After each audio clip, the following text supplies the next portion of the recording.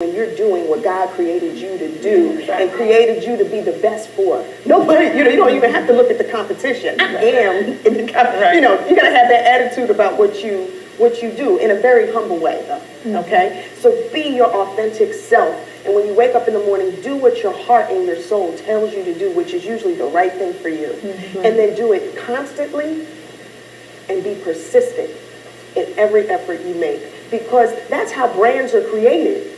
Identifying their unique value proposition and driving it home with consistency and persistency, right? When you think about Target, you don't even have to see the word Target, you see a red dot, because they put their red dots on everything, everywhere. When you think about Nike, you see a swoop, you don't see Nike anymore. I don't even think they put it on their sneaker, maybe on the back or something, but you know what it stands for. So you gotta know what you stand for and be consistent and persistent with it. Thank you. Two more questions. What you got? Because you're the only man. You better I know. And I knew this was going to be a risk. I knew before I came up. Because you don't look like a mompreneur. I'm not. I guess I'm a dadpreneur. Okay. So I've been a father since 17, and my company is Tailored Sports Management Group. What we do, we build youth sports facilities as real estate anchors to support urban revitalization, and we have programming all across the country to support a lot of our facilities. But my question is not for myself, but for, I have a very phenomenal, brilliant wife who is afraid of entrepreneurship. Is she here? She's not here. Okay. And again, so you're representing for her? Yeah, I'm coming in just for her a little bit. You're a great husband. Well, and her now, we have a 20-month-old now, a young boy. So she loves being a mom, great at it, all that other good stuff. However, but she's an educator. So I understand that as a male entrepreneur, my work, my travel, my schedule is very intimidating, and I get it. She does a great job, but she's brilliant, phenomenal. What advice can I give her to help move her from that slave mentality of being on the job and willing to just work? Or, as you guys have spoke about, should I just let her stay in her lane and just don't bother her at all and just, just try to keep things My happy? first question to you would be, what does she want? Well, like most educators, everybody's fed up, right? Underpaid, overworked. So I'm tired of hearing, I can't do this no more. I'm sick of this. Is that her voice? Well, a little bit, well, not so much, but you get what I'm saying, right? So again, for me, who is, as an entrepreneur, all I know is to go make it happen. I really don't understand, I can't do this, or I'm fed up, because I was a principal by 28. I'm only 33 now. I was honored by the White House by 30. So for me, I don't really understand or get, all right, you don't want to do it, let's go, quit, what you want to do? But come up with a plan. So my advice is, what can I do to give her some positive encouragement to, to take that leap of faith and follow her heart? I think that being that you're a husband, a lot of things that a lot of women don't have is support. So I think that a lot of them want to be entrepreneurs, but they have to pay their bills and they have to work and things like that. So I think number one, you could be, you know what, baby, quit your job. I got all the bills. I want you to focus on what you want to do. Need some more of that. Wait. He said, I'm here. That's not enough.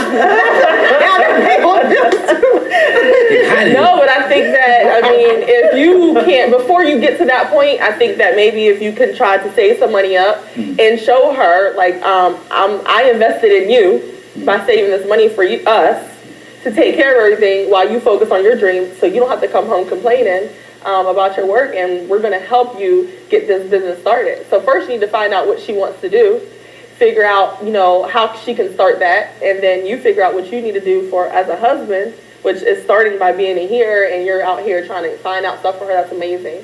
And I think just to tell her that you got her back, because maybe she feels like she's complaining to you, so you can say, well, don't worry about it. I'll take care of everything. Because, see, we say things without saying it. Oh. Now I get it. Okay. So when she comes home complaining, what she's saying is, I don't want to work. Well, this is what I can say. Light bill. Well, this is what I can say. Here's the dynamic. And going back to your point of she quit her job, we did do, hey, give you the first year, stay home, let's get him an early advantage. So we've already done that, and we know we can make that happen under the current situations, right? But again, you know, you women like to spend. And, you know, a 20-month-old don't need, you know, 3-4 pair of Jordans, but somehow in his little closet, he got 3-4 pairs of Jordans. But I don't know if he's going to get to wear them all. So, you know, so we are working on some of those things to just be a little bit more disciplined to get to that point. But, you know, but I'm totally willing to support her in whatever it is that she's willing to do. Now, the fact that you're here, number one, I applaud you. I mean, this is, I really do. I really do. The fact that you came up to ask a question to figure out how you could help your wife, you know, that's amazing. So, you know, the proof's in the pudding. I already know you're a supportive husband. Get out of here. But here's something for you, food for thought. Maybe she's not meant to be an entrepreneur, right? Maybe you are, right? And it's, instead of trying to get her to do something that maybe she's just not built for, or just really doesn't want to, but she still hate her job and gonna come home and complain about whatever job she works at, you know? So maybe you are.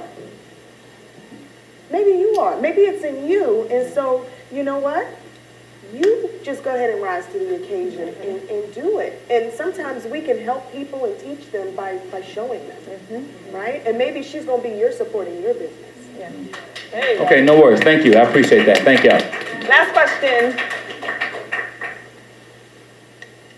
Hi, ladies. My name is Rachel. I'm actually a mom of 2 and a bonus mom of 2. So that's a new hat for me. And I have 2 businesses. I have a blog that will be bringing out children's books in reference to blended families. And I also help millennial women with mental burdens, like how you guys talked about the obstacles you went over, how you would cry in the mirror and things like that. I've done that many a days. My question is, I'm still an employee as well. And I understand stepping out on faith, but for those of you that went from regular salary jobs, what is it that, aside from the faith, that just gave you that I have to do this? Because I feel like I'm in that to be a better mom, entrepreneurship has chosen me because I was missing everything. And like, I just couldn't live with it. So aside from your faith and praying, what other reassurances did you guys have to take that step and leave the corporate world? I mean, I'll talk about that. For me, because I was in healthcare, I worked in pharmaceutical sales for over 10 years. And, you know, it was comfortable knowing that you had that income until they start having layoffs. I don't know if anyone's ever gone through that. It's like, it just starts like year after year. Every 6 months it started to be a layoff. And I was actually pregnant with my second son. And I went into preterm labor waiting to see if I still had a job. And I started my business in the hospital. I'm getting emotional because it was key. But I started my business the day after I gave birth in the hospital. Wow. Because I said I never want to have anybody have that kind of control over my life ever again. So to me, it's about wanting to have control for yourself and taking the faith and believing in you, because you're expendable to them. They don't, you know, you're just a number. But to yourself, you'll do anything for yourself, and we have to believe in ourselves. I keep saying that because I think it's something that we don't do. We'll take care of our kids, we'll take care of our husband, we'll take care of everybody else's job, but when it comes to believing in ourselves, we don't. But it was key. It was like just saying, I'm not going to put my livelihood in anyone else's hands ever again. Yeah. And I'd like to add to that. I'm not going to get as emotional. I swear I'm not going to do it. I understand your emotions, trust me. I was living in New York City, you know, for many years, you know, like, you know, to many successful, you know, had accomplished certain things and, you know, should have been happy there. Now I live in Georgia. And people often ask, well, how did you wind up in Georgia? And the true story behind that is I was working at a radio station. I was #1 in my day part. I was, you know, pulling it in, not earning what my competition who was lagging behind me was earning, not even earning half of what they were earning, right? After so many years in the business. And then I got pregnant, as I told you, I was already scared, and, you know, I still wanted to do the whole thing. And some point along the way, as I was doing my planning to set up for maternity, my maternity leave, found out that I didn't get paid maternity leave.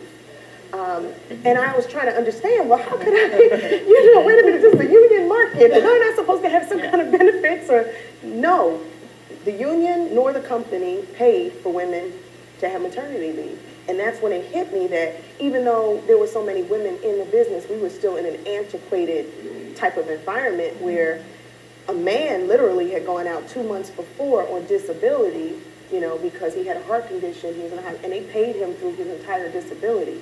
But a pregnant woman who's giving you advance notice and just needs to be out to heal from a C-section is not considered disabled and would not have any I wouldn't. And so at that point, I'm like, well, I know I want to have more than one kid. You know, how am I going to do this? How? And that's when I realized, you know what, there is no, I can't change the rules of the company. You know, even though we like to think I'm one person with this loud voice, eventually all you become is a pain in their ass and they start thinking about ways to get rid of you, right? So really, I can't change what's been in place for so long. I can point it out, I can talk about it, I can try to rally with other women, but again, you become a target when you're in the corporate world. The only way to take some of your power back is when you become your own boss and you set your own rules and you try to do different within your company than the way other companies did you.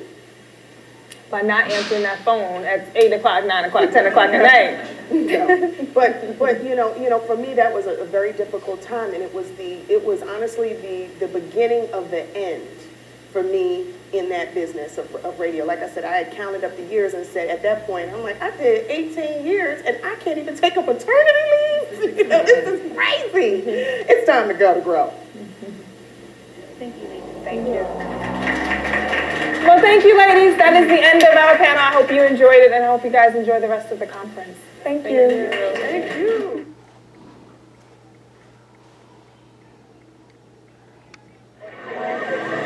A storm is coming.